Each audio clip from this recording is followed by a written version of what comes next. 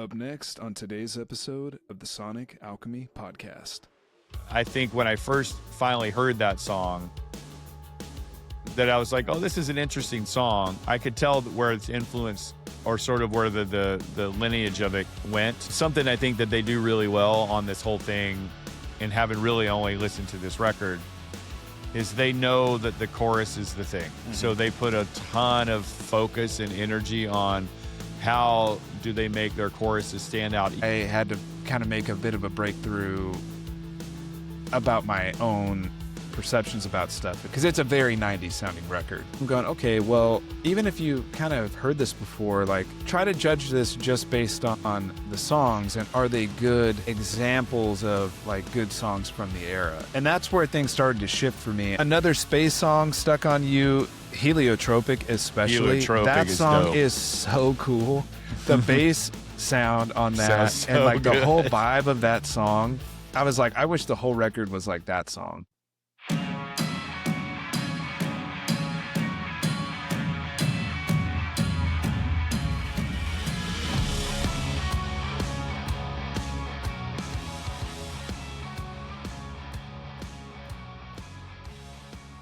What is up, everybody? Welcome to the show. This is the Sonic Alchemy. What's up, Kev? Good to see you, Jay. I wanted to just jump in, real hot take. Well, not even a hot take. It's just, I wanted to kind of put up a little peace and love for Catherine O'Hara. That was tough for me. Like, I was such a massive fan. It's tough for me, like, because, you know, we've talked about it. I love music. I love movies and all that kind of stuff. And I just felt like I've been such a big fan of hers throughout the years. Like, there's probably not a single thing that she's done that I didn't love, just absolutely love, all the way up to, like, Schitt's Creek, and of course, like the Beetlejuice sequel, and having her back into that again, and all of the her death was so awesome in that. Oh yeah, and Beetlejuice too. In Beetlejuice, yeah. But just it got me so inspired again to go back and watch a lot of the, like, Christopher Guest movies that she used to do, and Schitt's Creek again, just going back and watching that again. It's just so beloved, and way too soon, you know. So I was kind of heartbroken when I heard that. I was like, what? She looks in it like, you never know. Too young, you just never know. 71. Too young. Yeah, just super young. Yeah. And certainly didn't look it to me, and didn't act like that at all. She didn't act old. She was just very much, even, just recently in The Studio, she was also on that as well. I don't know if you watched that, the Seth Rogen show. Yeah, she's so good in that too. And I'm like, man, anyway. So if you were a fan, anybody out there was a fan of hers, you know, just put up a candle for her. She was going to be well missed in the entertainment world for sure. Just brought us a lot of great stuff to laugh and to smile. Someone asked her, like, what do you think your best role was? And she's like, probably being a mom. And I was like, oh, that's so precious and beautiful. Perfect. She's like, I hope that was my best role. Yeah, no kidding. Anyway. Her sense of comedic timing and delivery, and not even just the comedy, but, like, I mean, I definitely wouldn't say I've seen the totality of her work, but so many things that she's done have been staples in my life, like Home Alone. Like me and my sister Lindsay, Home Alone was a movie, Home Alone 2 especially, was one that we would watch all year round. Because you know how, like, little kids are. It's like, where back then we wore out VHS tapes. But like, watching that was a huge part of my childhood. And then, of course, like Nightmare Before Christmas, and the various Tim Burton things like Beetlejuice, and Schitt's Creek being one of the more recent ones, of course. In fact, Michaela, my wife, has been binging back through that. She got very sad at that news. She's a big fan as well. But may she rest in peace, and say thank you, Catherine, for all of the amazing work that we will be able to continue to enjoy. And what a legacy to leave. Absolutely. Which is we need more laughter in the world. And I feel like she just did that. And it was evergreen for her. Just every time you would see her on and off screen, it was just so beautiful to see. So yeah, it's deeply missed, but you left back a legacy for all of us to continue to keep smiling and laughing at the ridiculousness of life and the absurdity that you brought to screen. It made us laugh. I was just watching one of the first episodes again of Schitt's Creek, and when they're taking all of their stuff away in that first Yeah. scene, and her assistant is trying to put her wigs into different bags. She's like, no, now we Yeah. can't go in there. They don't get along. It's like Yeah. Yeah. just crying. Like all of that feels very much like stuff she would bring to the table. You know, um, you coming prepared with things and ideas to be able to really bring something to life in that way. So anyway, Yeah. well That's a missed great for call sure. that you brought that up. Yeah. Yeah. Yeah. This is so good. Anywho, I know we got some fun. Any of you that watched the last podcast, we kind of tore into 2 records, and we thought it was kind of fun, but we didn't get to spend as much time, I think, really getting to live with the record because we just kind of had the idea and then did it about 2 or 3 days later when we were filming it. Yeah. So this time we thought we want to do something like that again. And I really wanted to go into something, and this is a good idea, I think, for you and I. It's like because we have a difference in our age, we also come from music that really hit us in different ways in different times. Mhm. And so we picked, again, for this one, and I suggested both, but I knew that the record that I figured that you would suggest or thought that you might suggest was a good one for us to kind of talk through as well. So for this round, we're going to be talking about Failure's 1996 album, Fantastic Planet. And we're also going to be talking about My Chemical Romance's 2006 album, The Black Parade. So I want to kick off with you and ask you the questions about Black Parade. Like, what did that record do for Mm. you or mean to you at the time when you heard it? I'm going to go, you're 16 when that record comes out, a very Yeah. impressionable 16. You've already been playing guitar for probably 5-6 years at this point, Yeah.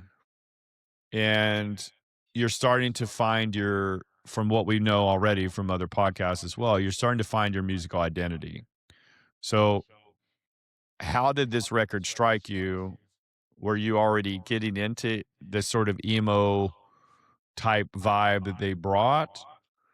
Um, obviously, it's a concept record and that kind of thing. So tell me a little bit Yeah. about that before we kind of get into our dissecting of the 2 records. But I'd just like to know maybe where the baseline was for you with that record when you discovered it. Yeah. Well, the um Welcome to the Black Parade, the song was huge on the radio. So I Uh, remember hearing that, I think for the first time at lunch in high school. Um I don't remember how music got played out there. I don't know if people like brought speakers out or how that worked, but there was very often music being played like out in the mhm. I guess we'll call it In the the quad. quad. It Yeah. wasn't really the quad. We were Right. like kind of off to the weird side. Right. Um, but yeah, I remember that song being played and thinking it was so cool because it felt very Queen. Uh, But their reputation as an emo band actually really turned me off when that record came out, and I did not get into that record until several years later. I circled back around to it and realized that, in my opinion, that record is a masterpiece. It's mm, written, engineered, produced, mixed, performed incredibly well. mm, Um, but at the time, starting before this, but in around 2005, I really have doubled down on being a metal kid. mhm. And so at the time, emo culture was like at its peak around that period of time when that record comes Yeah. out. And now when I look back at like how me and my friends looked at that point, we weren't very far off from what people would probably consider emo. No.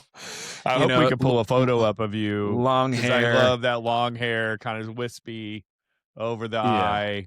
Yeah. You didn't have the makeup on because that wouldn't have applied. That probably wouldn't have applied in Chowchilla. Um, you Uh, know, but yeah. Well, I mean, there were kids nevertheless, doing maybe it it, would. you know. Maybe it would. Yeah. Yeah, there were definitely kids with the black nails and the, you know, like eyeliner and all that Eyeliner. kind of Yeah. stuff, you know. The, you know, chunks of like red or whatever in the hair, long Mm-hmm. hair. Mm-hmm. But for me, I was really resistant to that vibe because I perceived it as like kind of, I don't know, lame, like kind of weak. Like the Mm-hmm. overly emotional thing, like the whole Mm. term emo comes from emotional. Right.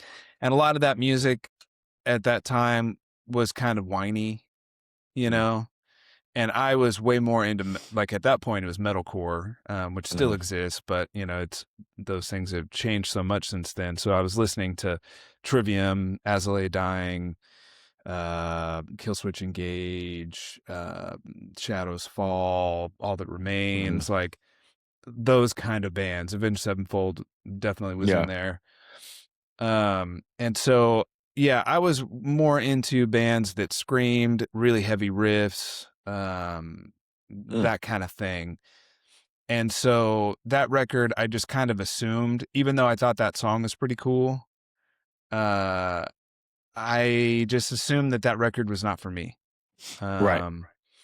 And so then as I get toward the end of high school, because 2006 ends up being like my junior year, I guess, because I Mm. graduate in 2008. So I guess like '06 to '07 is junior and '07 to '08 is senior.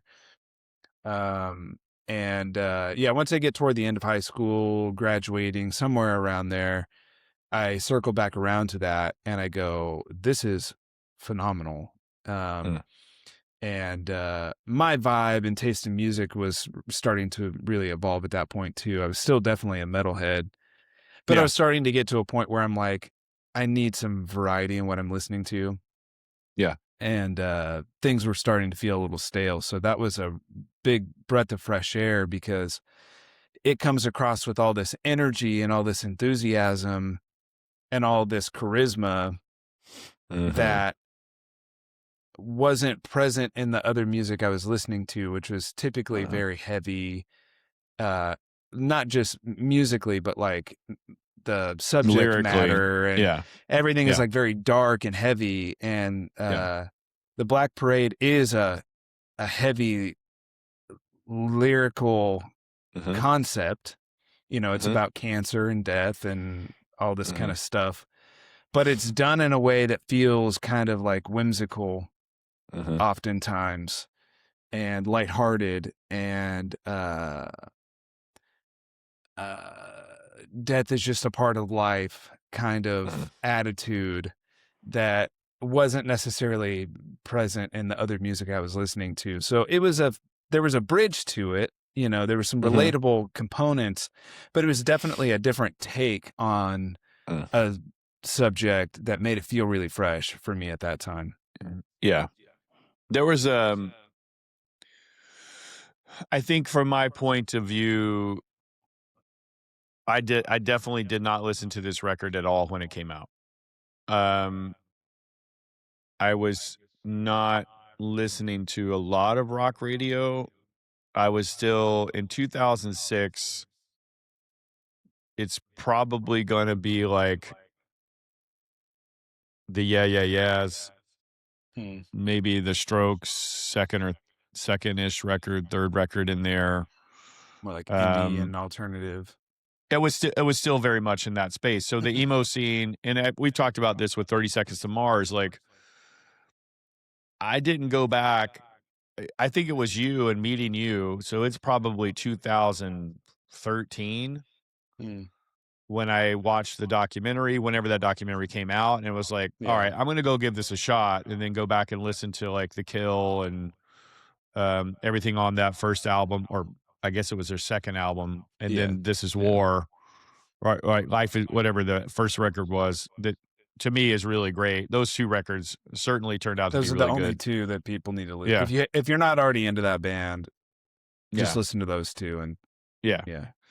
So, but that was probably my only foray into anything that would have been considered emo. Now, a funny aside to this, and I don't know this, but it is kind of a funny thing before we really dig into the album.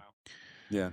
I was working in Glendale, California, and we had moved to California from Orlando 2002. So I'd been there for a little bit and I was working at let's call it a diner. I think it was called Bill's Cafe or Bill's Diner, not just a small place in Glendale. Yeah. And it was like a breakfast lunch spot, you know.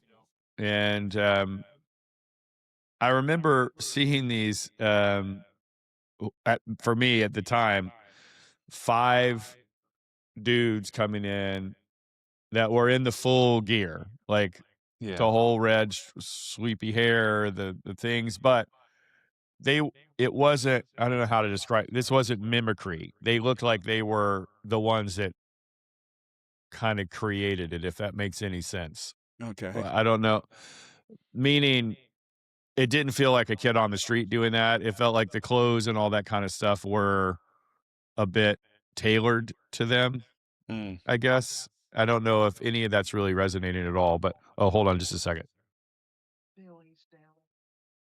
What? Billy's Deli. Oh, Billy's. Was that what it was called? That's what I recall you talking about. Billy's Deli. Okay. Yeah. Okay. So my mom was telling me it was Billy's Deli. Anyway, so here's a band, uh, because they were clearly a band that's dressed in that sort of emo vibe.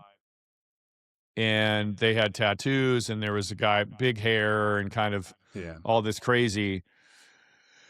I don't recall. I'm pretty sure it's gonna it's gonna be either 2 of these. It's either My Chemical Romance, the guys from that band, or it was Good Charlotte. Okay. I met them Yeah.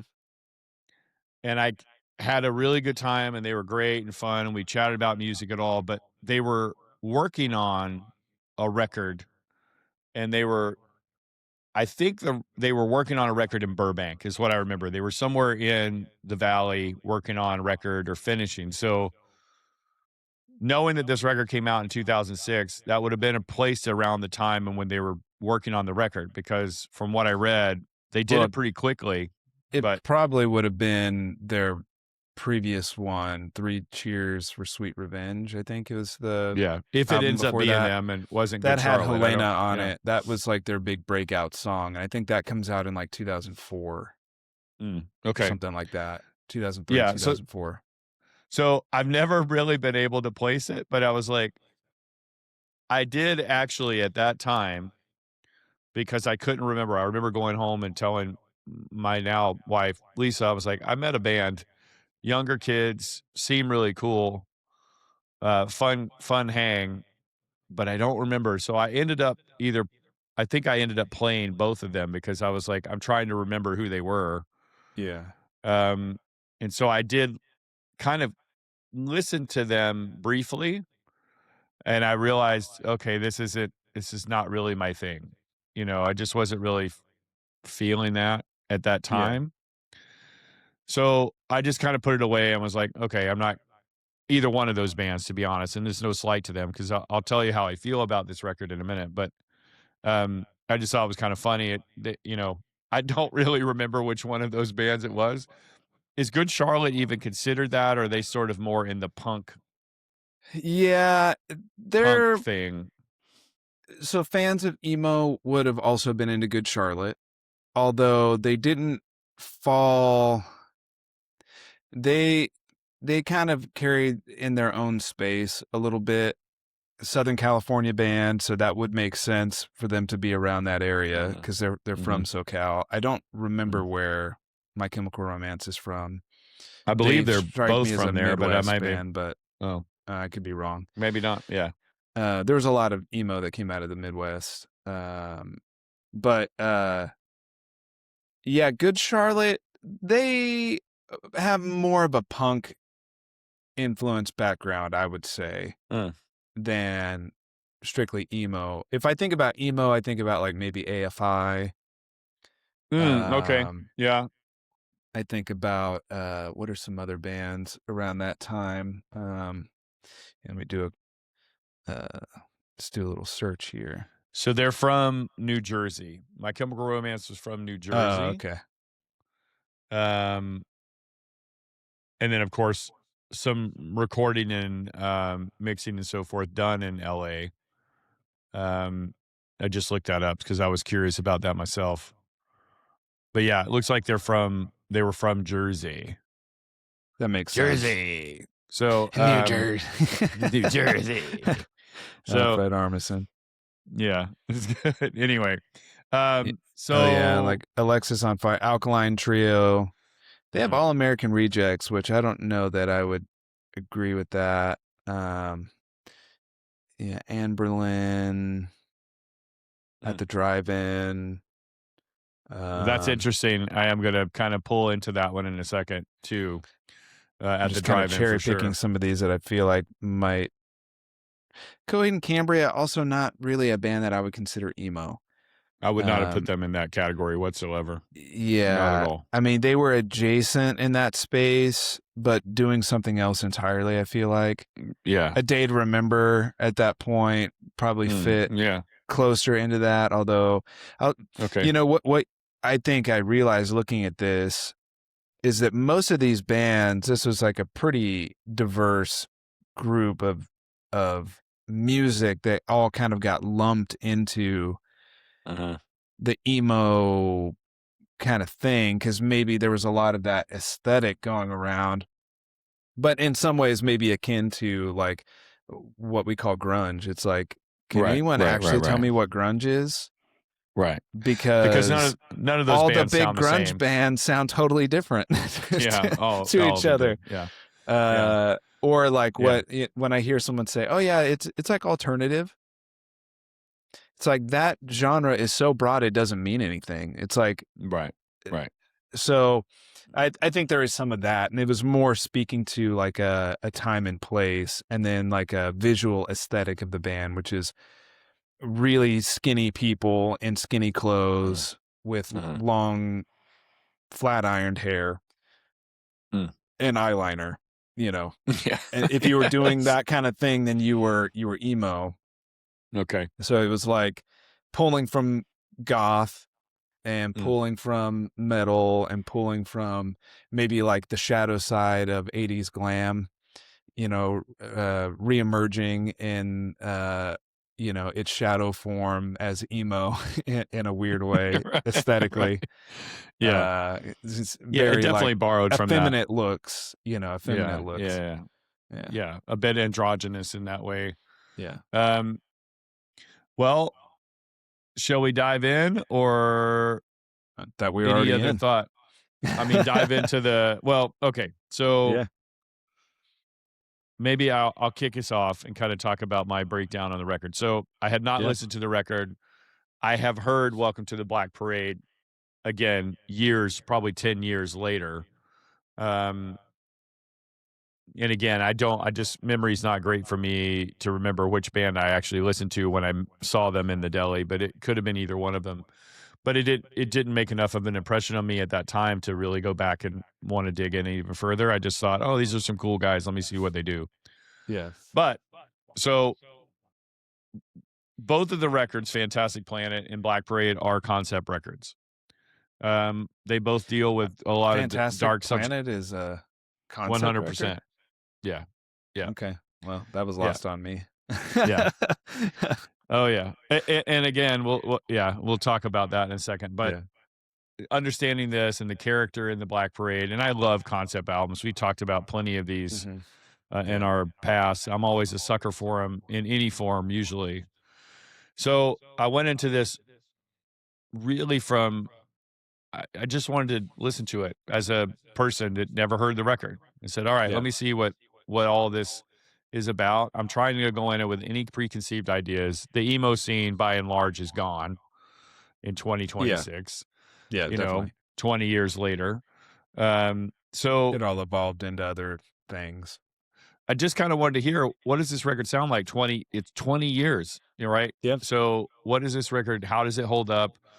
How do I feel? How did it hit me? So I went in and did something I've never done, Jay, and just I took some diligent notes. I've listened to the record about 5 times, Oh, and I wow.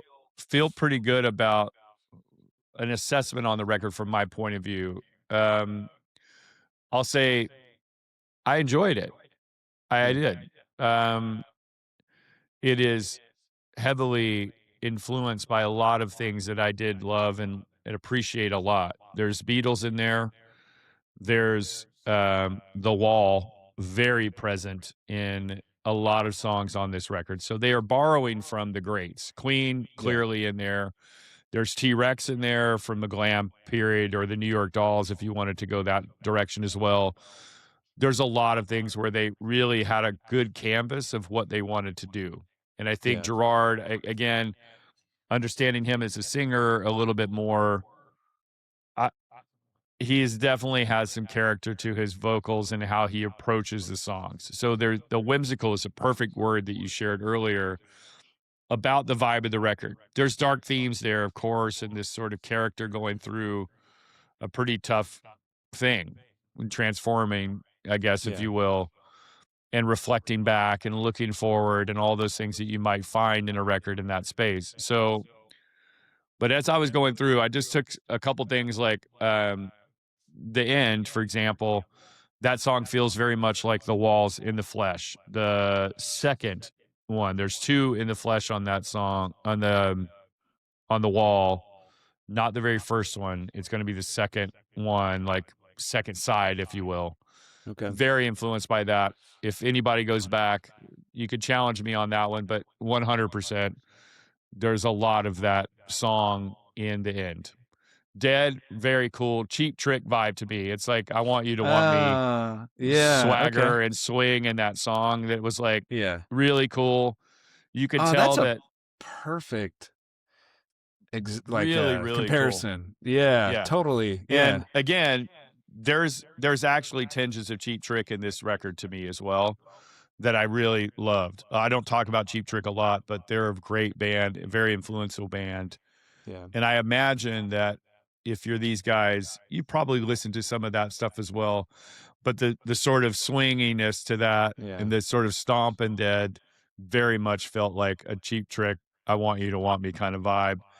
And you could tell that was the first song they did. The first song they actually recorded when they went in to do the record was this song.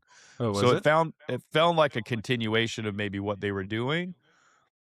Without having listened to that, it feels like, okay, they probably found success in doing something like this. This feels like a single to me. It was really well done. It's got to the Which point. I don't think it was a single, which is interesting. It might have been, but I don't remember. It feels like that would have been a single. In my opinion, that was like, it was a really strong song, very well done. This Is How I Disappear. This is where I got in those comparisons of At the Drive-In and obviously Mars Volta. I hear Cedric I love Bixler. that song. That song is such a cool song to me. Having really enjoyed the Mars Volta, which now is interesting that if people are putting At the Drive-In and I guess Mars Volta would come as a very weird cousin to that. I got some of that same sort of tonality in his voice, and it really started to kind of, by that song, I'm like, oh, okay, there's some interesting things that he does here vocally that I was very impressed by, and thought, this is really cool. So kind of starting off the record, by the time you get to Sharpest Lives, it feels like This Is How I Disappear, Dead, The Sharpest Life. That's a really strong front end of a record to me. They're so good. It comes out swinging, I feel like. The vocal harmonies in the verses are really sexy as well. Like, I do love that. I've not usually been a fan of that. I do like double track lead vocal that sounds the same. So not necessarily a lot of harmonies, and certainly not harmonies that are pushed up in the mix for the intention of hearing that there's a harmony there. Yeah. I'll go like Foo Fighters as a very Beach Boys-esque type harmony where it's doubled vocal lead, Yeah. but there's no sort of real harmony noticed there. If it is, it's tucked so far down, it just is adding a little meat. But in this, it's very clear, and in a lot of songs that go after this, that's a very big characteristic of their sound to me, is that Gerard has a lot of like harmony vocals in the verses, which is really cool, and I don't tend to lean that way. So that was something I noticed. That's interesting that you say that. Yeah. For two reasons. It's kind of okay. For two reasons, and I'll cut in here, so don't lose your train of thought. No, this I'm is good. an aside. I feel like a fair amount of our music has some pretty clear and audible harmonies in verses. So it's interesting that you feel like you don't typically go that direction. So that kind of leads into my other question. I certainly don't sound like, at least in my opinion, I don't have a Gerard Way style delivery or voice. But maybe you were able to hear like a lot of the influence that a record like that has had on the way that I hear 100% stuff that I make, And I talk about this as I get going. I'm like, I'm hearing these tinges of things in how we're doing and approaching some of the music. And I'll say, Wake Up definitely has a vibe to me that could have, even if we produced it more and it more ends up like what we did on the second record, Wake Up feels like a song that would kind of been in a demo phase for something that they do on this record. Okay. That's interesting. I know Fear on High definitely feels like way. Paradigm certainly feels a little bit in this space, even though they're heavier songs and maybe different songs. I did feel like from a production standpoint, you picked all the songs I wouldn't have picked as influences of this band. That's so interesting. But that's the fun part of it. But it's because I hear in those that you mentioned, I hear Foo Fighters, I hear Megadeth, and I hear Soundgarden. Basically, interesting. In my brain processing my influences on those songs. Right. But anywho, that's just how this is. But it happens subconsciously, so I wouldn't say that you're wrong, but that's definitely not how I think about it. So that's interesting. Yeah, it bled into me in that space. So anyway, I said I can hear tinges of their production and writing in some of our heavier songs like Wake Up, Paradigm, Fear on High. And I love the warped ending of Sharpest Lives. I thought that was so cool how they end that song. Welcome to the Black Parade, of course. Slowing down. Yeah, the record slowing down. Heavy Beatles, Queen influence here, clearly in the beginning of that song. The truth is, I do remember, I think when I first finally heard that song, that I was like, oh, this is an interesting song. I could tell where its influence or sort of where the lineage of it went. Something I think that they do really well on this whole thing, and having really only listened to this record, is they know that the chorus is the thing. So they put a ton of focus and energy on how do they make their choruses stand out even more. And I think it's really interesting how they treat that, because it isn't some of this sort of quiet, loud thing like the Pixies are very famous for doing. Even Smashing Pumpkins are very famous for doing that. Their stuff is still very loud and produced across the spectrum, but the chorus still seems to be massive, even though they have such character and drama in their verses. By the time they get the chorus, they still feel like everything you want to sing along to all of them. So it has a very accessible nature to them. As we say, for the rafters. For the rafters. Designed for 100%. a big venue, a very open sound, and lots of vocals and Now, I will get a little critiquey here, and I felt like this was very interesting to me, because I did feel like, and this is an interesting thing, in the chorus, I felt the production got muddy. The harmonies and the guitars, that second guitar part, particularly in that chorus, gets a little muddy to me, and it lacked the clarity that I got in a lot of other songs that they had on the record. So for that to be a massive leadoff single or their big song off the record. Which To song are we me, on now? on Welcome to the Black Parade, Oh, okay. the chorus to me, while it's still big, feels muddy in its production. And I was really surprised by that.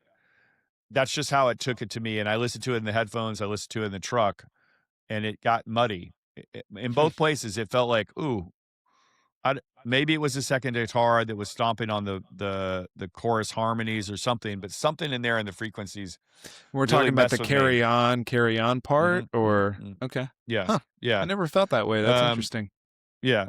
I Don't Love You 100% felt like Yellow from Coldplay.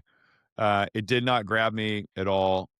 Given the rest of the Really? record, it felt the most predictable on the record. It felt very safe to me. And I ended up craving going and listening to Yellow because it just felt more authentic. So I didn't love that song. It was funny enough. I Don't Love You. I don't love that song. And especially coming off the first 5 songs on that record, I was like, yeah, I just didn't end up loving it. And again, I went back to hope that I might, maybe it was just first listen, but in the context of the record, it just fell flat to me. Now, um, House of Wolves, this is where it goes really strange to me. There were Yeah, you start tinges in getting there. more like Doors influences in the back half of the record. Yeah. This was really interesting. This is funny to me because I'm like, the opening riff reminds me of like Brian Setzer, something Brian Setzer or Jack White would write, because it's like got this very Stray Cats or something like Dead Leaves kind of vibe to me. Of course, in their style of production. But his vocal felt like I wrote down angry Rob Thomas. So I it's like early Matchbox 20, like I want to push you around kind of Rob Thomas, not the Santana and all the solo stuff later. But I was really thinking of like early Rob Thomas, Matchbox 20 era. There was something about that to me that kind of, I felt that sort of style in his vocal. Now, I enjoyed that song. I thought, okay, this is good. I kind of dig it. So I didn't really hold him like I Don't Love You not being a strong song. I'm like, okay, everyone is going to have a song that's probably not a great tune, but, or maybe one that everyone loves. Yeah. Cancer. Which I disagree with you, by the way. I think that song is really good. No, all good. I would hope so. Trying not to delay the No. the review. I would go say, through all of them, but well, no. I think we should. I'll chime in my little apologist perspective on that song. I think I like that it's a little bit more of a like stock ballad. I Don't Love You, talking about. Because I think it adds a nice contrast within like some of the quirkiness of the rest of the album. I also think it sounds great. I love the acoustic guitar intro. It's a very different, more tender take vocally than a lot of the other songs. But I think most importantly, in the context of the lyrical scope of the album, it's a really important lyrical song to the concept. And I really like the lyrics on that song. There's a few lines in there that I'm like, oh yeah, like I really get that. They resonate. Yeah. So that's my take on it. Not that I think it's the strongest song, but I never skip it when it comes on. I enjoy singing along to that one. I'll tell you in a minute when I get there, but I'll go through Cancer first. This is one, again, it caught me weird with the compression on the vocal. Was just, it got in the way of the song. And there's a ton of compression on there. And I think compression throughout, obviously, given the style of what he does and how he sings. Yeah. But that one was one that if you go back and listen to it, to me, the compression on that song, on his vocal, was just weird to me, and it took away from the song. And I said, I think it's an artistic choice, but I honestly found that to be distracting from the song itself. It's a bit cheeky. I definitely dug the chord progression and the strings in it. That again pulls back into a little bit of Beatles to me. I thought the chord progression was really cool, and it's definitely, you could tell that they're talented. It isn't just like 3 chords in the truth, like a punk band. There's some definitely chord progressions and things that they've learned from Beatles, from Queen, from Pink Floyd, from different things that they Right. borrowed from. They definitely learn and are students of that. So I could tell that this was a good track. It's just the compression on the vocal really just irritated me. Huh. Um, Wow. Mama All right. was a distant cousin to the White Stripes. Again, they go for the giant choruses to hook the listener. Lyrics were super on that song. So back half of second verse also kind of felt like it leaned into the wall a little bit too, which I loved. I thought that was a really strong track. Sleep, one of my favorites on the record. That's an And underrated song. I think perfect amount of all their characteristics. This had feelings of Our Lady Peace, but I went back to Starseed Our Lady Peace, which was 1994.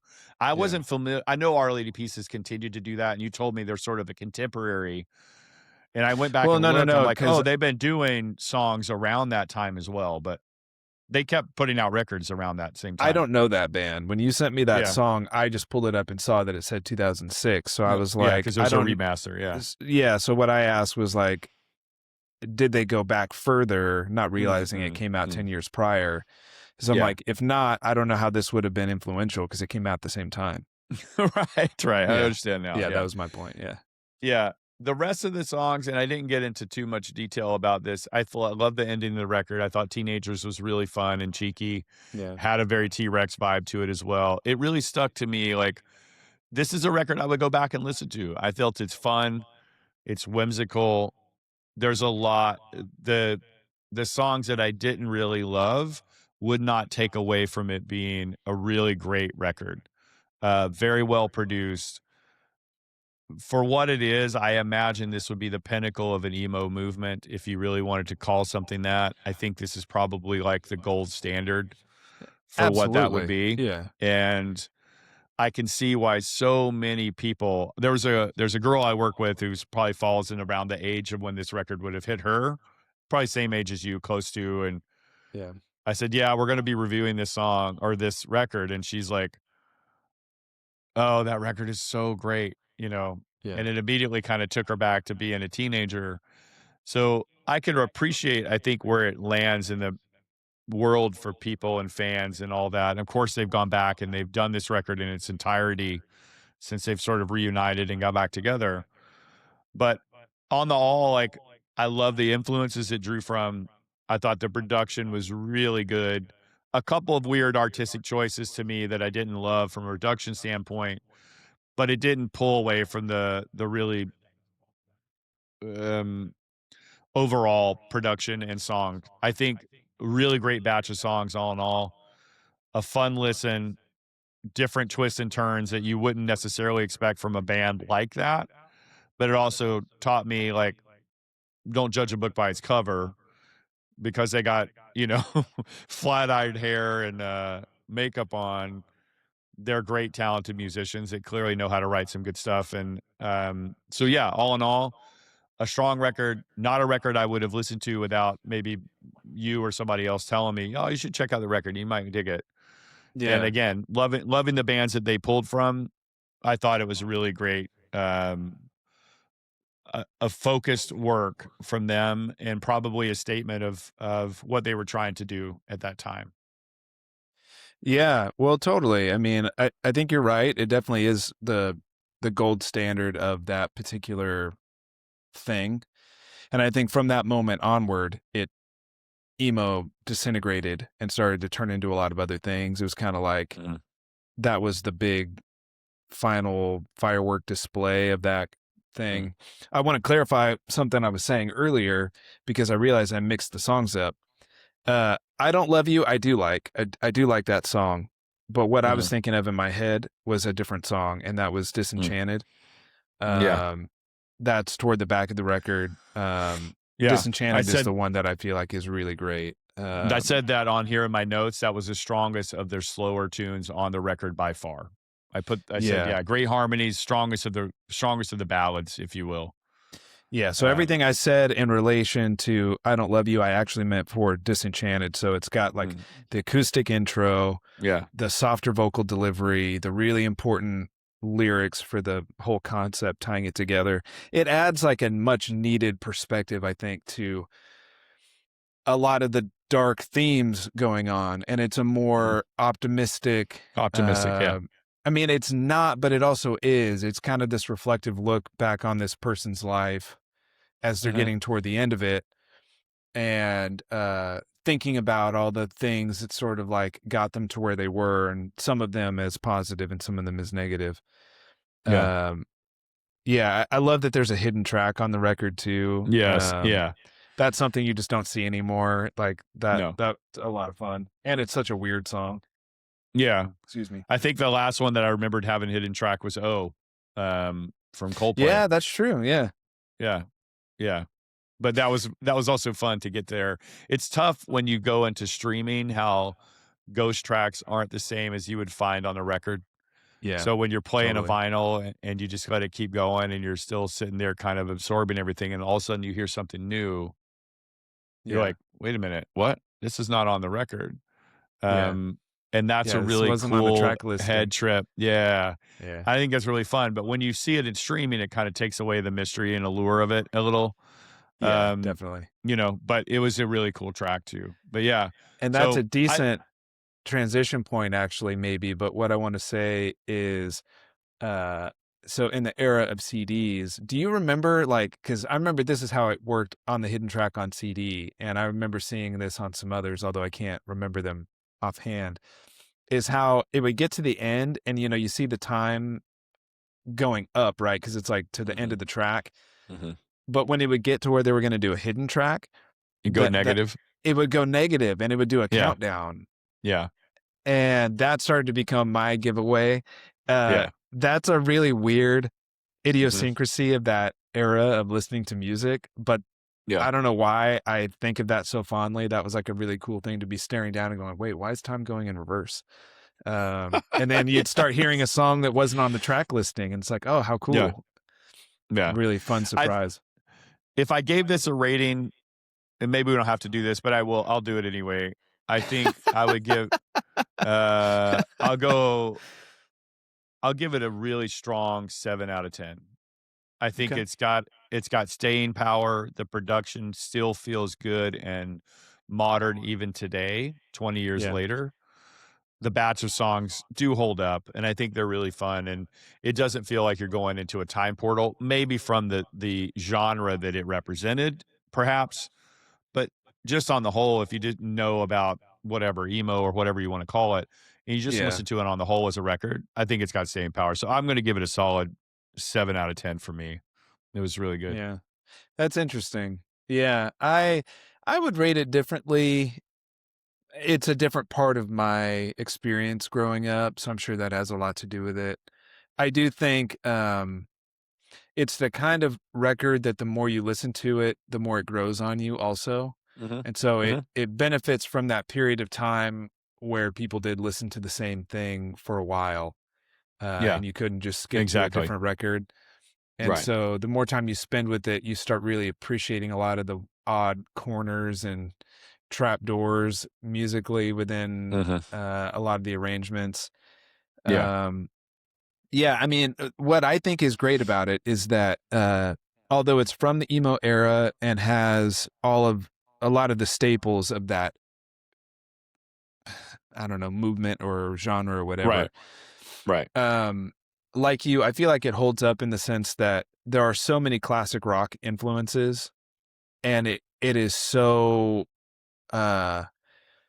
vast in what they take on, because no one song sounds like another song on there, which is a big achievement. Whereas a lot of bands, there were a lot of tropes that got really played out in that era of music, in all eras of music, I suppose. Certain chord progressions or certain, I don't know, like arrangements and things like that. Where you could kind of expect what was coming next. And I feel like that record did a good job of avoiding most of those things in a way to where it feels like it's written in a really, it's a well-crafted record from a writing standpoint.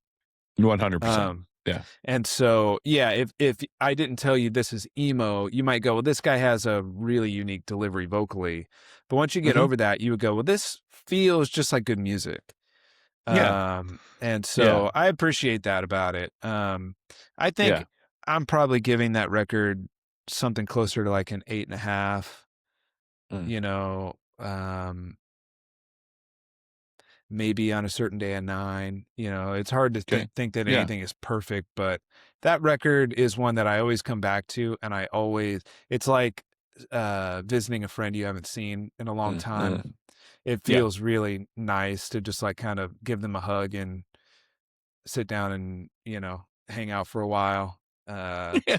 and Yeah. visit that time period is really cool, whereas I don't see myself really doing that with many other things from that era. True. Very true. So yeah. Yeah. It was good. Well, Well, that's cool. we'll go backwards now. Yeah. 1996. Actually, that record was done probably a year and a half prior to the actual release of it, because they had Slash Records, which was Failure's record label. Yeah. We're going through an acquisition, I think, with Warner Brothers. So the record was done and then shelved and couldn't come out. And Warner Brothers, they finally got to Warner Brothers after they were waiting for Slash Records to get acquired. And after it's sitting so long, I think they ended up pitching it to Warner Brothers, and they loved the record. Thought it was really interesting. So Yeah. they ended up putting it out themselves. And without going too deep into that, I share a little bit just from having some agency with it. The record, I did not listen to that record when it came out. Hmm. I discovered Stuck on You, which was this single that got put out while I was watching a lot of like 120 Minutes, which was a show on MTV on Sunday nights, that played a lot of indie and alternative music. And the video struck me because I've probably told you this, but maybe not on the pod. I have such an affinity for the opening credits to Bond films, how they're Yeah. done, and sort Yeah. of the style and graphic designs of all of them, Mhm. going way back, even before the new, the Daniel Craig era. But the video kind of had a vibe that was very much like that, so it intrigued me, and then it hooked me in on the song. Was really cool, and I remember the instrumentation of that song being really interesting. So, but it was probably a few years later, let's just say early 2000s, before I actually knew of them. And here's another interesting thing. I'm in LA. There was a thing called Sunset Junction that was like in Silver Lake and Echo Park in LA that they did. They were starting, it was just like a small little street festival, Hmm. and they would have bands that were playing there and so forth. And that's kind of one of the early places where I saw Black Rebel Motorcycle Club and so forth. These are LA sort of centric bands that would go there and play. Um, Anywho, there was a band there called Autolux, and Yeah. I was like, whoa, they tore my head off. They were so good. And I'm a massive fan of shoegaze type music. Yeah. I've always loved that sort of thing. I can go off 100 different directions on that, and we'll talk about that for another time. But Autolux had this really noisy Sonic Youth vibe with a lot of shoegaze vibe. Mhm. And I find out, okay, cool. The bass in their record sounded so cool that I was like, who is this guy? And then find out Greg Edwards is in the band Failure. Mm. And so I went, just like that, I went back and started listening to them and realizing, oh, this band's really interesting. And then they've gotten a massive amount of cult following from other musicians. They're a musician's band, I guess, as you've said that before. Other artists have really kind of gone back and said, this record is like the hidden gem of the 90s. A lot of people really didn't discover it when it came out, but went back Yeah. to it later and said, it's so layered. The production is so unique. It's got such an interesting thing. The concept really is just someone they call it space rock, but he's going through there's a lot of heroin influence in this record, clearly, because Mm. again, there's a lot of that probably happening within the band during the production of this. There's a lot of dark themes there, but Yeah. I just wanted to at least kind of frame it and say, I'm not a hipster in that space. Like, oh yeah, I knew Yeah. it when it came out. No, I Yeah. discovered them later and went back and found an affinity for it that I've constantly gone back to, because like a lot of records that I talk about when I talk about production, I love dense music like this. And it goes into something as recent as like listening to a band, The Ocean, Yeah. a metal band, but they are so dense in their production. Catatonia, dense in production. Going backwards, My Bloody Valentine, who is sort of the godfathers of shoegaze, if you will, and shoegaze grunge, if you wanted to kind of put it in that space. Also very influential to me. Troy Van Leeuwen, fun fact, played in Failure right when this record comes out. Again, Troy, of course, being the guitarist now in Queens of the Stone Age, and joins them a few years later. But it also made sense to me, knowing his style of playing, that he would certainly play in a band like this, to me, given his sort of approach to how he plays and what he does in Queens. That's so interesting. So anyway, I'm going to shut up about it and let you tell us like what you felt about listening to the record, because I'm sure it's going to be very interesting. Well, I mean, I make no promises. No, it was a tough record that I knew I handed you, and a lot of people called it's a combination of Nirvana and Radiohead together, which I thought that's a very interesting assessment of them. Yeah. That takes a lot of pressure off because so I wasn't sure where to start on this because there's a lot of angles to talk about. But I'll start with my first impressions. When I first started listening to it, the first couple of songs, I'm going, I'm already kind of bored. I don't know what I was expecting, but I'm going, this sounds like I've heard all these sounds before. Like, this sounds like Nirvana Jr. mixed with, and I couldn't fully place. Radiohead might be a good example, although I feel like that's maybe a bit of a stretch because most of this music doesn't get as experimental as that.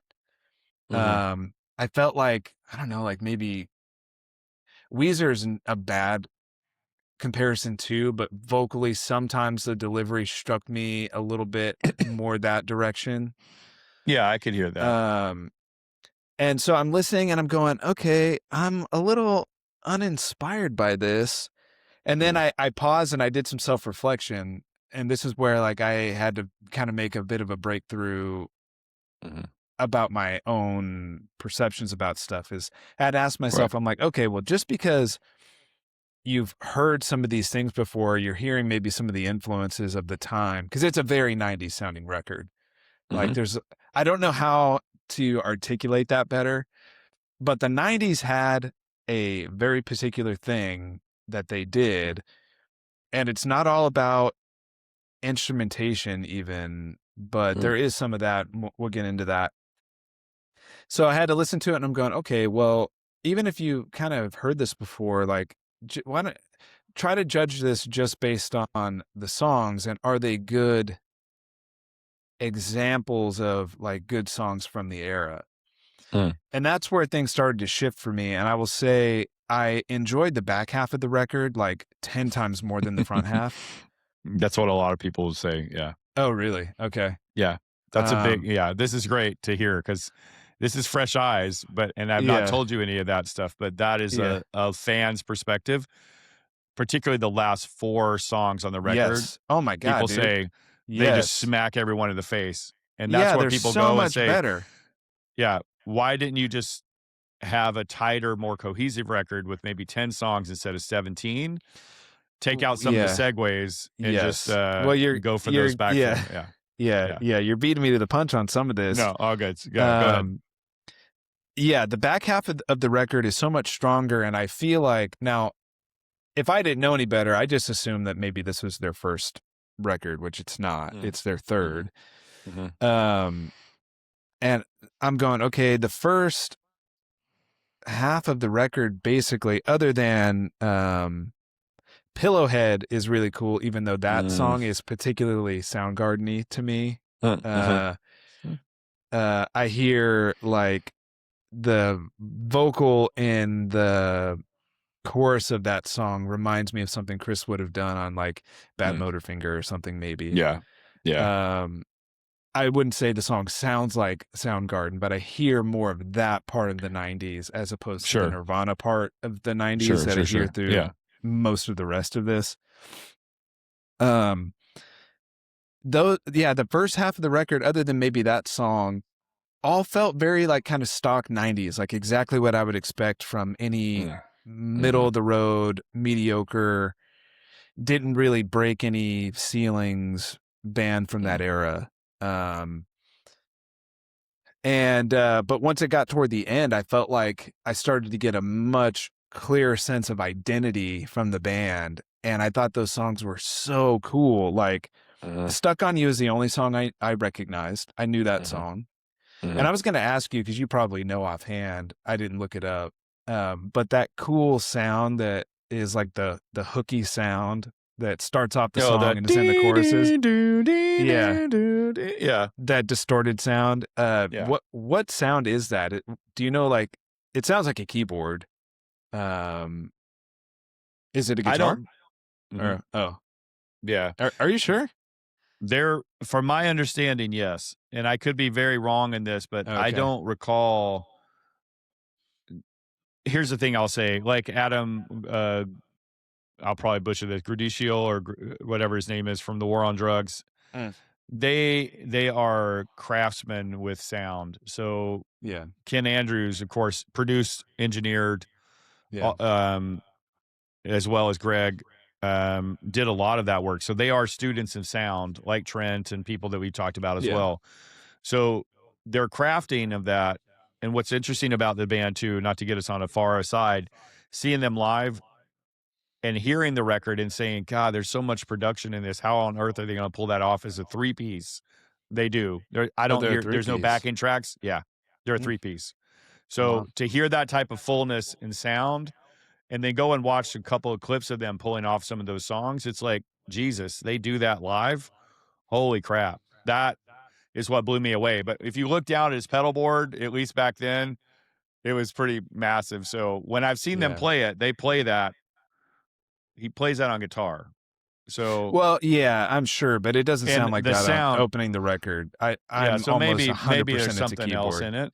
Yeah. So I'll look into that. That'll be some homework. But anyway, so yeah, I mean, another space song, Stuck on You, Heliotropic especially. That song is so cool. The bass sound on that and like the whole vibe of that song. I was like, I wish the whole record was like that song. And then there's some moments on the record that are like very, again, like things that I find kind of cringy about the 90s, like the song Leo to me I hate that song. Yeah.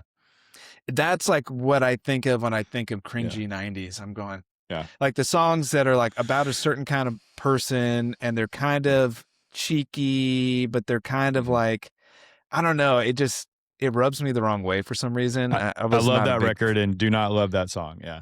So I'm with you on that. Okay. Well, yeah, we're on the same page. Things that I found interesting. One is, I can't think of many examples from this era where a member of the band who was not someone who was already like a producer engineer for other big acts, like self-produced and engineered and mixed a record that was, especially that sounds this good. That is really atypical because this is before you're going to find bedroom studios. So this is like Pro Tools maybe exist by this point. I don't even think Pro Tools is really out yet. And even if it was very limited. It's and super very few people rudimentary. had it. And it wasn't in people's houses yet. Right. So, that doesn't even start to really become a thing until like the mid 2000s. Then it's like still pretty unheard of, but it's starting to be where people can afford to bring in systems into more of a home type environment. And then of course, by the 2010s, it's like, everyone's got a studio. I thought that was really fascinating that someone could make a record that, because this record sounds very good. The production on it sounds very good. You mentioned it as. Go ahead. No, I was just going to tell you, shows up. If you go and look at this up, again, pull up your Chat GPT or any AI and you put in like great sounding production of rock albums of the 90s, this shows up on Yeah. almost everyone. I believe that because it does sound Yeah. really good. Yeah. I think the vocals sound appropriate to the time. They're not the flashiest, slickest production, but they work. But the guitar and bass especially sound so good, and the way that they take advantage of like the sonic sort of real estate available. You had mentioned it as one of your favorite examples of drums in that era. I don't know that I necessarily agree with that. One thing that I find that's interesting is that it sounds like the toms are almost louder than the snare in a lot of songs.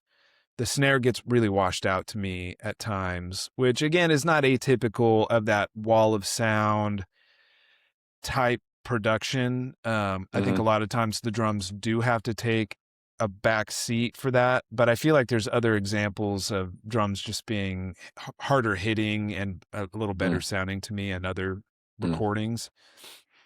But I would say as a whole that the album sounds fantastic. And so I looked up Ken Andrews' credits, and unless I was just looking in the wrong place, he doesn't have many. And so I'm going, how did he know how to mix and engineer this to sound so good? It kind of doesn't make sense. So there must be a story there that I've yet to learn, because just on paper it shouldn't work that way, because it sounds really good. They spent a long time on this record. I think when you have the ability to be able to spend a lot of time in studio and doing, I think I want to, and again, I could be wrong on this as well, but I feel like they would just go in the studio and work on a single song for days, weeks, until they got it perfected. And then they would take a break and then go and come back a week or so later and work on another song for that amount of time until they got it down. And I guess it's their third record, so they probably learned a lot through the first couple, and maybe he was in other bands before that and had experience around, quality engineers or something. Yeah. But that really struck me, because I'm like, that is so atypical for that period of time, especially. And with how expensive studio time was and all that. Really interesting. I think another thing that's really interesting about it is that you don't really see albums that are over an hour anymore. Like that's pretty uncommon. And the whole idea, the record has 3 different segues. And that struck me in a funny way as like something that you see more in R&B from the 90s.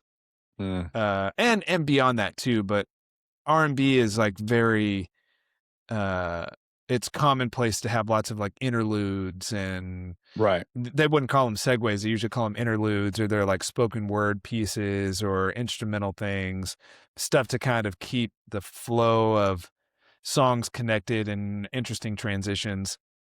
So it was cool to see that on a rock record. That's not something that you commonly see anymore, especially.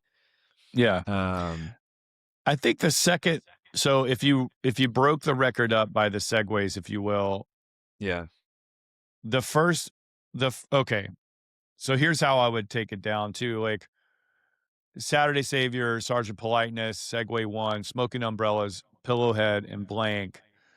This is, okay, if you love the 90s, you like Nirvana, you like some stuff in the 90s that have sort of that feel, we're going to give you some of that with our style production and some shoegaze elements and some grunge elements in there. So it's a bit of familiar territory. But it's all like kind of like non-offensive versions of that thing. It's like, I don't know. For me, like Saturday Savior, I still don't think that is a very strong song. It's like all that mid-tempo kind of more boring side of the 90s. And the Sergeant Politeness is literally like Nirvana Jr. I don't, well, the thing I give you about that, again, is a 3-piece, of course. I can hear it in his vocal, and I can hear it in some of the sort of style and chord progression and the clean to distorted and the sort of aesthetic of that. But I also say that the chords to me that's what that thickness and fullness in the production come out. So you hear that and go, that's cool, but there's something in the guitar chords of that beyond the distortion that sounds a bit fuller and that depth of sound that I talk about a lot in like shoegaze type music that I was always found very interesting in that space. But anywho, by the weakest part of the record to me is in the middle, and from probably from Blank to Leo I is agree with my that. least party exciting part of the record. Solaris is a good song. I enjoyed that song a lot, and when I went back and listened to it again, I'm like, I do like this song, but I do feel like if they had cut some of those out, I don't think I would have missed it. I agree with you on Leo. I wasn't a great fan of that, but I think what a lot of people say is that by the time you go from Segway 3 out, the back half of this record feels like a band that knew where they wanted to go, and they were on the precipice of doing something incredibly exciting that you're like, oh, okay, wow, this is cool. Okay, now I'm kind of getting who these guys are. If you were to take Pillowhead and then maybe Solaris, I'm having a hard time remembering that one offhand, but I'll assume that our tastes are aligned on that. And then go from 13 out, you've got a banging record. Yeah. And it could have been absolutely. like 35, 40 minutes and done. Yeah. But one and that would just and that's kind of harsh on some of the comments that I made about the earlier part of the record are a bit harsh because those were more my first impressions. And what I found, because I listened through the record about 3 times, and one is I did really enjoy the detail of the fact that the record begins and ends with the same thing. Like that was cool. It makes the whole thing feel very cyclical. And I leave my phone by default on repeat. So whatever I'm on, whether it's a single or an album, it'll just keep playing it until I choose to play something else. And so it was cool to have that cycle back around. I also think my position on a lot of these things softened upon the second listen. So by the time they kind of won me over by the end of the record, I was listening to the front half of the record with a little more lenience than I had when I first started it out. It's still not my favorite. I still think the back half is way stronger, but I did enjoy it more. And I thought I understood what they were going for a little bit more. And that context helped me because I went in with no context for this other than just knowing what else was kind of going on in the 90s. And I'm going, most of the really cool bands that I liked in the 90s by 96 are starting to get way more experimental than what I'm hearing on this. Feels like a rehash of things that were happening more in like 92, 94, you know, in a way. And so I like that. And I will give them credit because I feel like oftentimes in a lot of these songs, they will take you down a path where you feel like you know where it's going, and then they'll hit you with an interesting chord change that you're not expecting.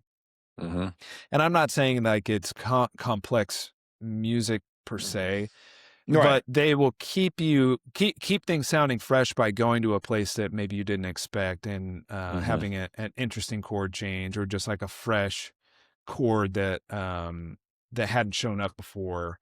And so I really enjoyed that too. That helps break through some of the what would otherwise be a little monotonous on some of the songs. And then also similar to like what we talked about with Pearl Jam is I'm reminded of some of the things that were commonplace in the 90s that you just don't see as much anymore. And again, it's like a really like judicious amount of acoustic guitar in rock songs. That shows up a bunch on this record.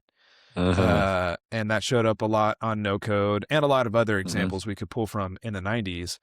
The 90s also would often do the thing of like the sort of scratchy, clean, thin guitar sounds in verses and a big exploded Proco rat or some sort of like, you know, Mesa rectifier sound in a chorus. It sounds really fat and blown out and jumbo. Uh-huh. And this record does that too, but also with some of the things with the acoustic guitar, and then some of the stuff with I almost forgot, but one thing that I thought they made good use of in a way that wasn't lame, because this kind of thing can be lame if not executed properly, is their use of like alternate percussion. Not something you hear as much. I mean, Right. outside of like maybe Spoon Man, right? You're Right. going to get some of that kind of like real in the alternate bridge or kind whatever. of thing. Yeah. But yeah, I mean, you're going to hear, I don't know, I guess things like congas and bongos and things like that were a little bit like around during that time period. I'm thinking about like guys with soul patches playing hacky sack, you know, like that kind of music. Like the Spin Doctors is like it's like that's it. That's what I thought about them. That's some of the like caricature of that time period are some of those types of things. And so it's almost like the 90s version of hippies were definitely going to be hanging in drum circles playing congas and bongos and stuff. But I felt like they made good use of it in this record in places where, again, I wasn't expecting it to happen. And then I thought that actually really works. And like, we've only really ever done that kind of one time, which is, at least in sort of that way, which is, our bridge in, Wake Up on our first record. Yeah. And I you know, of course this is my taste, but I felt like that was a pretty good sort of place to choose to use something like that. 'Cause it takes that section to a more cinematic feeling place than what it would otherwise feel. So I thought that was really cool. And that's an idea that I would not have had for that band. Like if I was producing them, I don't think I would have been the one to be like, hey, we should try to throw in some percussion here. And in fact, if someone brought it up, I probably would have given the side eye, which is definitely why you don't rely on me for, you know, the end all of those things. Because I think the way that it played out, gave that record something a bit interesting and unique that, that maybe other things in the genre didn't lean into in the same way. Yeah. I think having lived in that space a lot, even though I did not listen to this record in the 90s, there are obviously things that feel very much like things that I really like, a comforting friend there. I think drum sounds to me they're natural, they're dark cymbals, the things you and I have talked about that I really do enjoy, and I've started to really learn what those things are as I study those more. Like, you like metal. Metal has brighter cymbals because of the chinas and things there. I turned off by that. I find that frequency sucks to me. Yeah. Even though I love metal and all that, but it's like just talking about drums in general, the drums that really are darker cymbals, darker rides, a snare that maybe it's not, at times it has a nice crack, but it feels a bit more wooden and natural and not as bright. Or like a piccolo, even though piccolo was definitely a style of snare, or at least a sound of the snare that was very prevalent in a lot of 90s stuff. This record didn't have that to me. There's some woofiness. Yeah, thanks, Brendan. Which is great. I mean, again, he did that, and it was a very good style, and it worked well. But those are the kind of things that I'm starting to learn. Was like, I love the hi-hats in this. I think they sound really great. The one thing I was going to tell you that I found was interesting when I was going back and doing some more research on this too, Butch Vig puts this in his top 25 of all records of all time, which is very interesting. Yeah. As a drummer go and that as far, but well, yes, but and there's some again, really good drumming toward the back end of that record. well, as a Again, drummer like and as a Heliotropic producer, has everything I wanted in one song from that people band. love people. That's what I say. As people go into deep, and they have gone in the deep on this record, as they do with Black Parade. There's been a lot of people. It's funny enough, and I'll tell you this: they did a documentary about the band, and particularly around the recording this record, that came out. They were working on it during the pandemic, and they had like a crowdsource, a crowdfunding thing to kind of help them get it done. But they have Butch in it. They have Maynard in it because Maynard ends up covering, I think, The Nurse Who Loved Me. He covers that on Perfect Circle. They cover that song. Paramore covers Stuck on You. So even big bands, right, they've gone on, go back and cover this, which again, like this is not a band in the 90s that you're going and just covering a song. Like you would cover Buddy Holly by Weezer before if you're Paramore, is what I'm thinking. Like I would pick a song that a lot of people know, but it just shows people's affinity for this record that hit them in different ways. Yeah. That maybe isn't quite, it's not lost on me because I do understand it from a production standpoint. I understand the meticulousness by which they probably crafted these songs. I'm certainly with you that on multiple listens now, the middle piece of the record, I'm kind of like, oh, I just want to get to the end. I want to get to those last 5 or 6 tracks because I know what I'm about to hear. But on first listen, and I did go back and listen to this whole thing again in headphones, as I did with Black Parade. Yeah. There's a lot of cool head trippy things that are going on in the headphones on this song, on these songs. Yeah. Daylight, Heliotropic, Space Song. Those are all Stuck on You. great. Those is just so good. Yeah. So where does it sit for you? What do you think?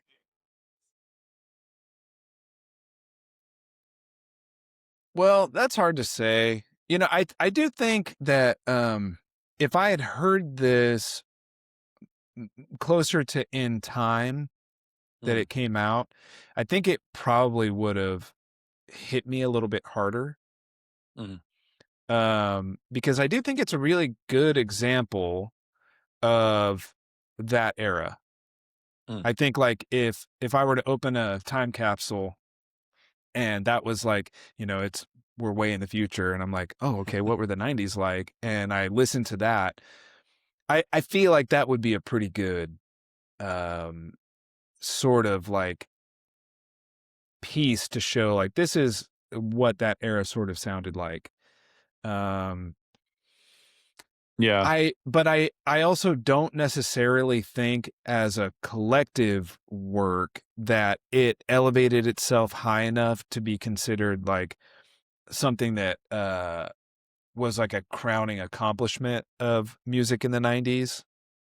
Yeah. When I think about maybe, I don't know, a lot of the other bands that I really love, if I think about Nevermind, if I think about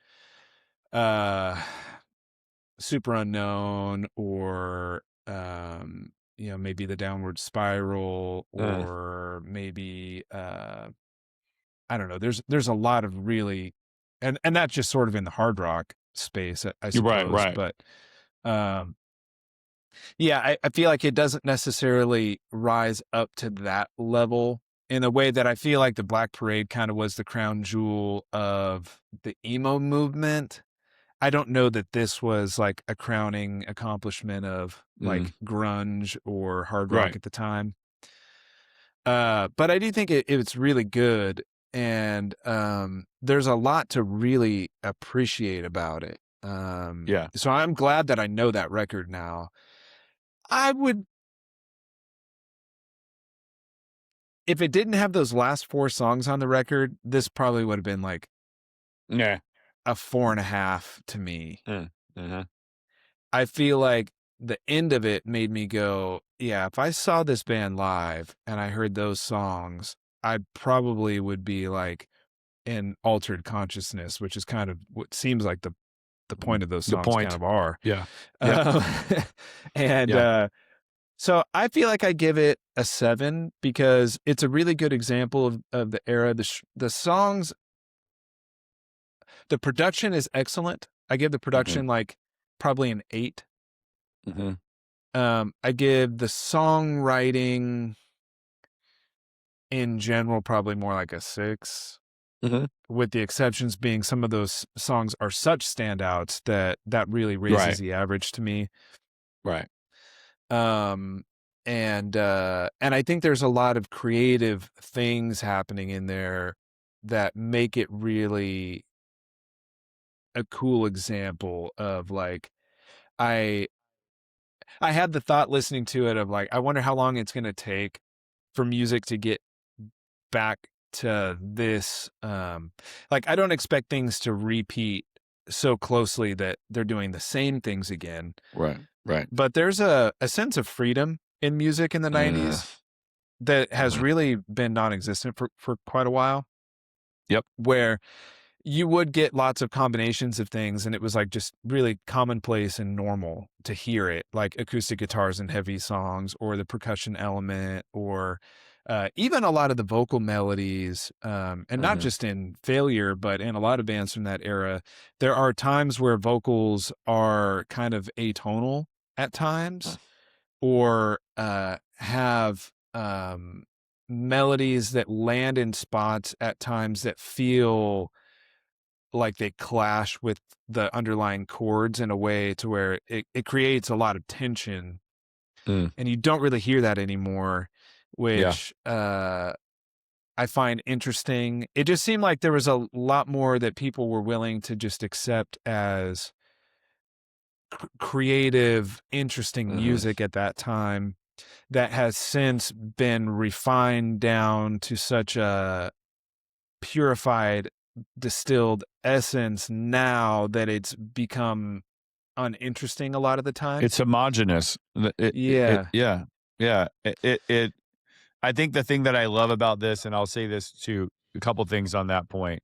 If you see them live, if I had taken you to see them live without knowing any of their music, you would be an immediate fan, because I'm sure. you will Yeah. appreciate, holy crap, the sound that they're pulling off. It's like seeing Queens, a totally different experience than hearing them on the record, but then also appreciating, Definitely. like, wait, they're pulling this wall of sound off from three guys, and it's pitch perfect. Like, vocally, even though, again, I don't even think Ken Andrews would think he's a great singer. He follows between Kurt and Rivers. I think that Weezer analogy was really great. Like, especially the falsettos, like you hear on Stuck on You, like, especially in the back end of that song from the bridge out, like, there's a lot of really Weezer type vocal in that, which I actually like. So finding a little bit of his grungier Kurt sounds on things on the heavier songs, and a little bit more sensibility and sort of his dry vocal and the falsetto is really cool. Here's the thing. No one does stuff like this to me. That's not fair. I'm sure there are bands that are still trying to burn a torch for this kind of thing. But this being out in the main, that was the thing. Like, granted, this isn't a huge record. It doesn't make the 200. I think Stuck on You might have. And then, of course, it gets a cult following much after. But this was commonplace to be able to do music like this, then, that you just don't feel like, for whatever reason. And it's interesting to me because so many people have more accessibility to home studios, i.e., you and I. Yeah. It makes me crave wanting to just do it. Like, not necessarily make a record like this, but also have the freedom to feel like we could. And I think we do at times, but I want other bands to really do that, and maybe take the 90s in the space of, like, look, yeah, they're great bands in that era that did something completely different. It definitely felt like there wasn't a lot of restriction on what was going on, and that for once, labels were like, yeah, we'll take whatever you got, because of the massive tidal wave of Nirvana and Pearl Jam and the grunge movement. They were interested in whatever sounded left of the dial. So a lot of these bands got a voice where maybe in today's world, they would have never even, it would have been like you and I, a small audience trying to grow, a lot harder to get out to the mainstream world. But it was just the right time and place. So I'm happy with Failure. I'm happy they're still doing it. They took a big hiatus and finally came back and have done some remarkable records now that just continue to push the envelope for their own production thing. And I think a lot of bands I would probably love to be able to kind of craft songs like that, but maybe are afraid that it's not going to find an audience, that it's not going to be commercially viable, that you're not going to get likes, that you're going to all this stuff. And I do think they didn't have to worry about that. They're just like, we're going to do it. I'm not talking about, I'm sure there's a heavy amount of drug use that's going on in this, that, again, not to say that those things need to ever go hand in hand, Right. But there was a lot of great music that was also coming from people who were influenced by a lot of things that were probably not healthy for them. And it Yeah. did paint And some that's the really case in interesting all music. eras.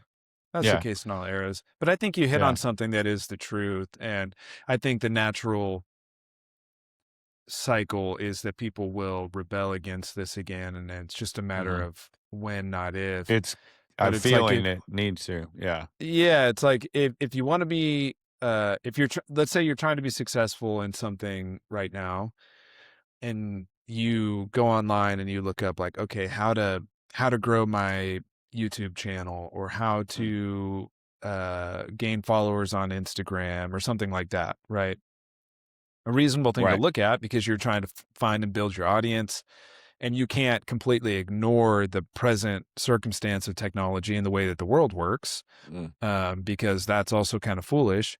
But all of the advice that you're going to see is basically boils down to, you need to follow this month's trend. If you're making YouTube videos, you need to make clickbait titles, and you need to have some sort of image of you going, like an idiot, and all things that repulse me on like a cellular level. And it'll be the same thing for Instagram. It's like, for a while, oh, you need to research and use the right hashtags. Oh, now those are out. Right. You need to be doing things as a story. Oh, wait, no, that's out. Now you need to be doing this other thing. Right. And so things have gotten to a point where it's like, everything is just all about do what everybody else is doing. Follow the trend and you will be successful, is sort of the advice. Even if they're not saying it that way, that's really what it boils down to. And I'm not saying that there isn't conventional wisdom to how these things work. There is some truth to the fact that those things can provide results, and that there are sometimes it is useful to go with the tide rather than against it. However, I can only imagine that people are getting really fed up with that idea and are eventually going to say, screw it, I'm going to do exactly the opposite of what I'm being told I have to do in order to succeed. Because if that's what I have to do to succeed, then I'm sort of selling myself out, and I'd rather not do that. And there will always be people who go that direction, but I look forward to more people trying to go counter culture in that way, and just doing what they sincerely want to be doing. Not all of that will be groundbreaking artistically, there will be those carrying the torch of a bygone era and that sort of thing.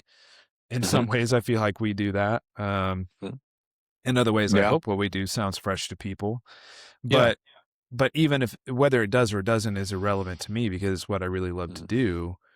And so I'm going to keep doing that, and I'm going to keep trying to make really great examples of the thing that I do and that we do, and trust that it finds its way to the right people. Not that I'm not advocating for completely ignoring how algorithms work, or intentionally doing things so that the stuff that you make goes to no one.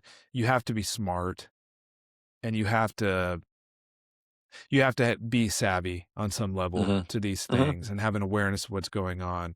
But I hope that more people become encouraged to buck trends, and to kind of plant their flag and say, no, no, no, this is how I'm going to do my thing. And if I have to go create a clickbait title, I'm not doing it. Yeah. And, Well, funny that you say that, but I'll say this to kind of put a bow tie on all of it for us. The world needs more failure. yeah.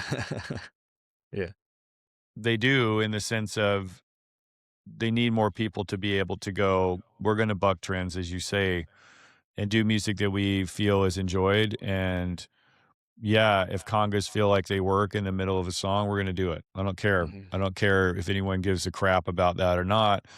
It's really about what inspires me. And I think some of those bands like them, Radiohead is a successful example if you look at it from a commercial point of view, but they also, you can feel that any record that they decide to do is done when they're ready to do it.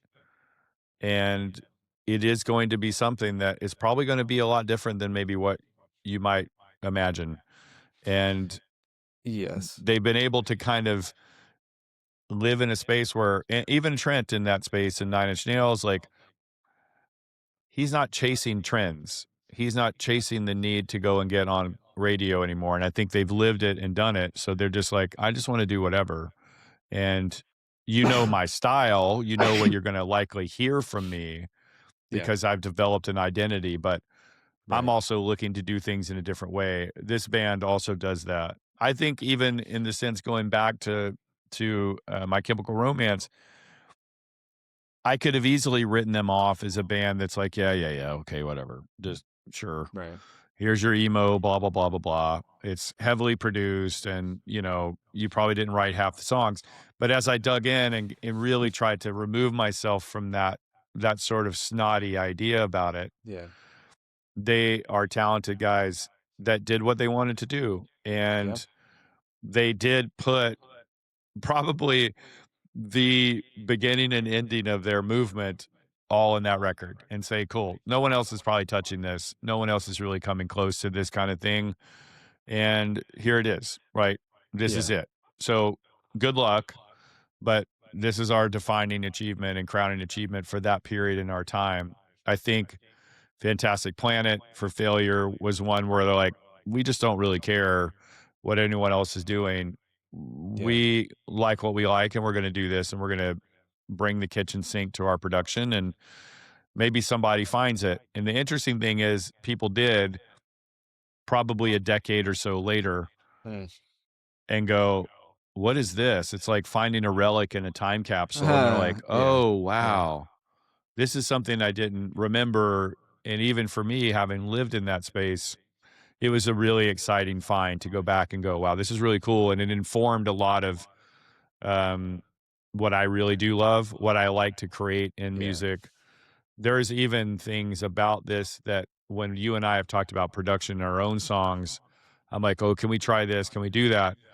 And the genesis of that, I think, comes back to albums like this, not necessarily this record, but albums that evoke that thing in me where it's like they're bucking all conventional norms and just going, yeah, we're going to try and just do what feels good to us.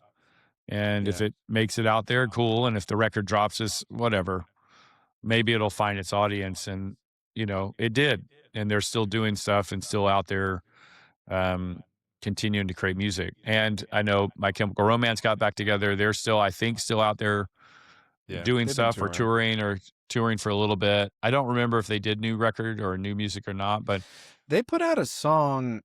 It's been like a year or two ago now, and it was pretty cool. And then they were yeah. quiet. So I don't know what the plan Mhm. is for them, but Yeah. I don't know. Everything they did after the Black Parade didn't do too much for me. But I certainly would give them a try if they put out another one. But Yeah. the last thing That's I'll it. say on that whole failure front and all of that is Yeah. and the idea of like counterculture and doing what you want and bucking trends and all that stuff is that um especially when you're younger and you haven't been able to see the cycle play out as much, it's easy to assume that being commercial equals success. Mm-hmm. But with very few exceptions, it's actually the opposite that's true. It's usually like success creates commercialism, Mm-hmm. right? Like someone like Pearl Jam comes out and then there's a million Eddie Vedder Mm-hmm. ripoffs that come after Mm-hmm. that. Mm-hmm. Or, fill in the blanks with whatever Right. Whomever. Right. kind of artist you want in whatever era. Right. The things that are successful then go on to breed little replicas and little variants and offshoots and whatever, which is the natural way of the world. But it comes with more risk because if you're going to try to do something unique and that's truly you, it may or may not be successful. Mm-hmm. But if you're chasing what's successful, you'll never be yourself. And ironically, you will also probably still not be successful because there are a few examples of bands that come up in the wake of another artist that they are a variant of or an offshoot of and find a lot of success. It happens. It happens, but it's rare because people's I think interest in that sort of thing is pretty shallow typically. It's like I might be able to handle one that's kind of one other version that's kind of doing the same thing, but I'm not going to listen to 10 of them, Right. you know. Right. So it's a Yeah. small place to live in. And so it's like if success isn't guaranteed either way, I would hope more people would choose to do what's really genuinely exciting to them and then let the chips fall where they may and don't get caught up in what's the trend or what's popular.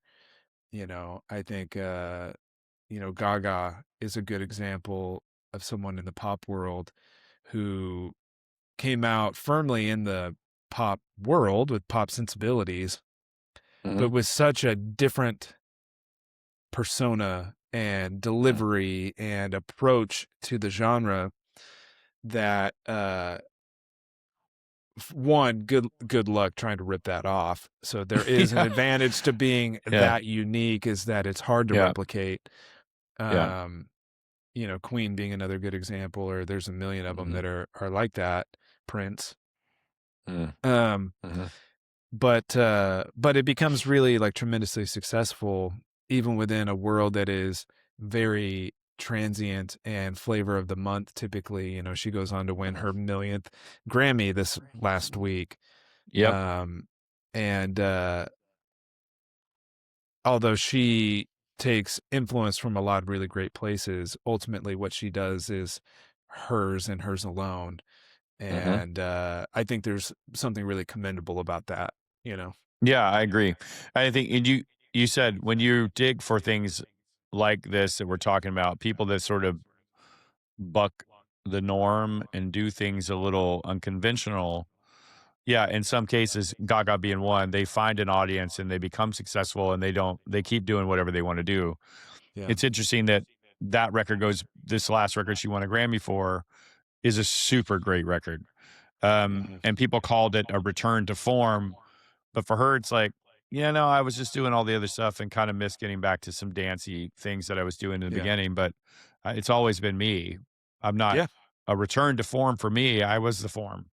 So what do you mean? Like I was the form. So, well, and any artist that's lucky to go on long enough usually comes back full circle, right? It's like, you're going to venture out and you're going to do some different things and you're going to explore territory. And then you're probably going to end up back at home base at some point. And it's the hero's journey, so to speak, just played out within a musical context. But if I picked up a failure record and it was 2-minute long songs that felt like it was commercial and writing for that thing, I would not be interested in that. Yeah. I think part of it that's interesting to me is like they've established an identity that's like I said, like Radiohead, when you're going to pick up this record, I'm going to be on a journey for something that's going to probably be different and maybe challenge me as a listener, challenge me in a ways that I am as a musician, how I approach production things, how I want to absorb things as well. So I do love bands that challenge me in that space. And I think that's why I've come to really appreciate them over the years, is because it's not just them, it's bands that do that for me, that really challenge that thing. Like I mentioned The Ocean, that's a newer band for me in that world, and Catatonia in that world, that in the metal space, they sounded different to me than other metal bands. I'm like, oh, they're doing something to me that's very interesting, that doesn't feel like all the other metal stuff that I've listened to in my life. And I really responded to that. And I would continue as they put out new stuff to go, oh, I want to see what they're doing, because I'm interested that they might be trying to continue to push their own envelope. So I respect that. And I respect anybody who's out there that wants to continue to do that thing as well. So this is fun. Yeah. Like I said, we could talk about this for days, but I just love being able to dig into some of these records with you, things that we've listened to respectively at different times, and then sort of, Freaky Friday and shift it and say, okay, what was your thought on it? And did it resonate to you in a similar way and in different ways? And I think what I found is that we are very similar in that space. I agree with you on a lot of those takes and messages you have, and so I'd love to keep doing some of these again because I think it's a fun little exploration on different stuff and how they approach it. So Definitely. I'll let you pick the next time for sure. Yeah. You know? Yeah, for sure. All right. Well, to everyone who made it this far, as always, we appreciate you. Thanks for listening. We'll have another great show for you again next week. I'll stay quiet on what we have planned for that, but I'm really excited for next week's episode as well. This has been The Sonic Alchemy. You can find us at thesonicalchemy.com. We're on Instagram now. You can hit us up through all kinds of different places. So if you want to be a guest or you want to offer feedback to the show or you have an idea for a topic, any of that stuff, we'd love to hear from you. And then of course our band is the Silver Echo. So you can find all of our music that we do on there and lots more coming in that world as well. At the Silver Echo. You can find us on pretty much every platform out there. Yeah, we appreciate you. We'll see you again next week. Thank you so much. Love it. Yeah, if you have something out there that you want us to listen to, send it our way because I'd love to check it out. Any new music, anything that anybody's doing out there to challenge the status quo, bring it. Let's do it. Revolution. Love it. Until next time.